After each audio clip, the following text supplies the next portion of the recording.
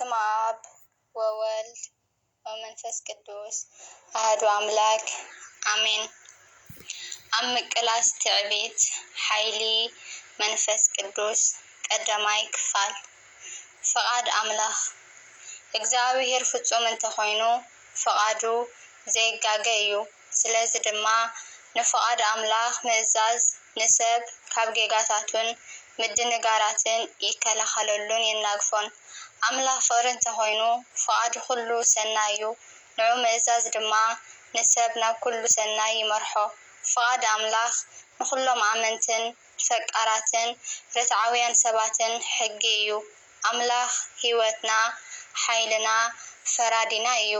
ስለዚ ዕላማ ሂወት ወዲ ሰብ ነቲ ሓደ ፈቃድ እግዚአብሔር ምኽታልን ፈቃድና ምስኡ ምውህሃድን ክኸውን ባህርያዊ እዩ። ኣእምሮናን ልብናን ድማ ነዚ ፍልጠት ፈቃድ ኣምላኽ ክፅዕር ኣለዎ። ምክንያቱ ጎይታ ኣቦን ፈጣሪን ኩሉ ደቂ ሰባት ጥራይ ዘይኮነስ ንባዕሉ ፍቅሪ እውን እዩ። ኩሉ ተግባራት ድማ ካብ ፍቅሪ ሓሊፉ ካልእ ኣይኮነን። ብዘይካ እቶም ፈቃዱ ዝፍፅሙ ምስ እግዚአብሔር ሕብረት ክህልዎ ከም ዘይክእል እውን ንጹር እዩ። እዚ ሕጊ እዚ ኣብ ቅዱስ ጽሑፍ ብተደጋጋሚ ይርአ። ምፍጻሙ ድማ ምንጪ ኩሉ ንብረት ይበሃል። ምጥሓስ ድማ ምንጪ ኩሉ ክፍኣት እዩ። በዚ ከዓ እግዚአብሔር ንኣብርሃም በረኸት ከም ዝህቦ ቃል ኣተወሉ። ንዑ ጥራይ ዘይኮነስ ንዘርኡ እውን ብናይ ተኣዛዝነት ቅድሚ ኩነት ኣብ ቅድመይ ተመላለሰ። ንስኻ ድማ ፍጹም ኩን ዘፍጥረት 17:1 ንህዝቢ እስራኤል እውን ብእግዚአብሔር ክሕረዩ ከለዉ ተመሳሳሊ ሕጊ ተኣውጁ። ክርስቶስ መድሓኒ ድማ ንኩላትና ከም ዝበለና ጎይታይ ጎይታይ ዝብለኒ ኩሉ ናብ መንግስተ ሰማያት ኣይኣቱን እዩ። ፈቃድ እቲ ኣብ ሰማይ ዘሎ ኣቦይ ዝገብር ግና ከኣቱ እዩ። ማቴዎስ 7:21 ከም ሰዓብየኑ ድማ ዕላማና ንምፍጻም ብናጽነት ክንመርጾ ዝግባአና መንገዲ ባዕሉ ዝርአ እዩ። መንገዲ ፈቃድ ኣምላኽ እዩ። ርትዓውያንን ነፃን ዝፈጠረናን ልዑል ፃውዒት ዝመረፀናን ምስኡ ኣብ ህያው ሕብረት ክንከውን እግዚአብሔር ጥራይ እዩ። ነዚ ምስ ኣምላኽ እዚ ሕብረት ክንበፅሖን ክንጸንሕን ቁኑዕ መንገዲ ከርየና ዝኽእል ፈቃድ ኣምላኽ ንምፍላጥ ብሓፈሻ ፍልጠት፣ መንፈሳዊ ምዕባለ፣ ተመክሮ ሂወት፣ ትሕትና፣ ትዕግስቲ እኹላት ኣይኮኑን። እምነት ኣዝዩ ዝያዳ ኣድላይ እዩ። ሰባት ነቲ ዝኣመንዎ ሰናይ ዝምነይሎምን መራሒኦምን መምህሮምን ይሰምዕዎን ይቕበልዎን። ነቲ ዘፍቅርዎ ይኣምኑ። እቲ ዝለዓለን ዝወሓደን ድሌት ኩሎም ሰባት ኣብ ውሽጦም ክልተ ድሌታት ከም ዘለዎም ይፈልጡ እዮም። ብዘይርአ መንገዲ ኣብ ንሕድሕዶም ይቃለሱ። እቲ ሓደ ርትዓዊ ዝለዓለ፣ እቲ ካልኣይ ድማ ስምዒታዊ ታሕተዋይ ዘይርትዓዊ ምስጢራዊ ኒሕ ዘለዎ ስጋዊ እዩ። እቲ ሰናይ ድሌት ናይ እግዚአብሔር ናይ ክርስቶስ ፈቃድ እዩ።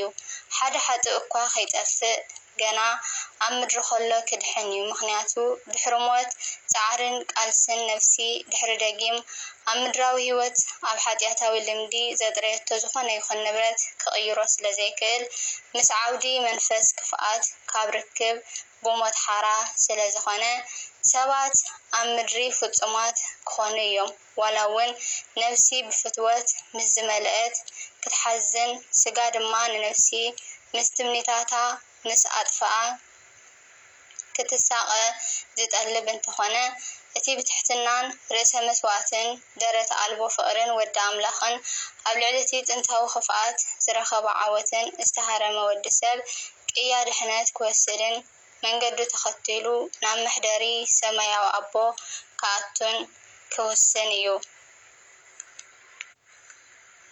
ኩሉ ምስጢር ህላወን መጻእን ዝገለጸሎም ክርስትያናት ቤተ ክርስትያኑን ኣብ ምስጢራት ዘለዎ ሓይልን ጥራይ ዘይኮነ ምስታ ዓለም እውን ክተርፍ ምዃኖም ንዕኡ ምእንቲ ክዕቅቦምን ከብረሃሎምን ናብ ኣቦኡ ክሳብ ደማዊ ረሃፅ ዝጸልየሉ ብፍልጠት ከምዚ ዝበለ መለኮታዊ ፍቅሪ ዳግማይ ተወሊዶም ካብ ኩሉ ዝጠፍአን መዋትን ጊዜያውን ነገራት ተፈልዮም ሓድሽ ሂወት ክጅምሩን ናብ ኣምላኽ ዝቐርቡን ንዕኡ ፍቁራት ምዃኖምን ሕጅን ዘለዓለምን ብኽብሩን ብባረኾትን ኣብ ህይወት ዝህብ ብርሃን መንፈስ ቅዱስን ምስኡ ክነብሩ ምዃኖም ከረድኡ እምበኣርከስ ነዚ ሰናይ ድሌት ፍቓድ እግዚኣብሔር ተረዲእኻ ካብቲ ኣብ ክፉእ ስጋዊ ደስታን ስጋዊ ዕግበትን ምጽናዕን ዝሓትት ፍቓድ ስጋ ክትፈልዮ ዘይምኽኣል ይከኣል ድዩ?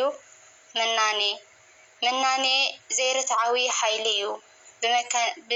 ብመካኒካዊ ኣግባብ፣ ብስእላዊ ኣግባብ፣ ብኣርቲፊሻል ኣግባብ፣ ብመሰረት ሕግታት ምትእስሳር ምስሊ ይሰርሕ። እቲ ምናኔ ንሰባት ካብ ኣምላኽ የዘናብሎም፣ ኣቓልቦ ናብ ኩሉ ኾንትን ሓጢኣትን የቕንዕን፣ ንመንፈስ ጽቡቕ ስምዒትን ወዲ ሰብ ይርብሽ።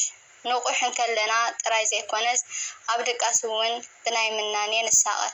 በዚ ድማ እቲ ኣእምሮናን ልብናን ስምዒታውን ስጋውን ዝኾነ ኩሉ ብምዕቃብ ምናኔ ኣብ መንፈሳዊ ህይወት ናብ ኣምላኽ ምድያብ ይዕንቅፍ።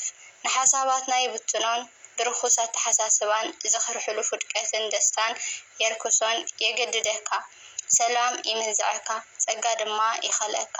ንመንፈሳዊ ህይወት እቲ ምናኔ ጎዳኢን ኣዕናውን ሓይሊ እዩ። ምናኔ ኣብ ዓለማዊ ህይወት ጉድኣት ጥራይ ዘይኮነስ ጽቡቕ እውን ዘምጽእ ካብ ኮነ ንሰብ ናብቲ ናይ መጻኢ ህይወት በረኸት ዝብል ሓሳብ ከቕንዖ ኸሎ ናብ ሰማያዊ ዓለም ክሰግር ክሕግዞ ኸሎ ንምንታይ እዩ እቲ ምናኔ ኣብ መንፈሳዊ ህይወት ጉድኣት ጥራይ ዘምጽእ? ካልኣይ ክፋል ይቕጽል። ወስብሐት ለእግዚአብሔር ወለወላዲቱ ድንግል ወለመስቀሉ ክቡር አሜን።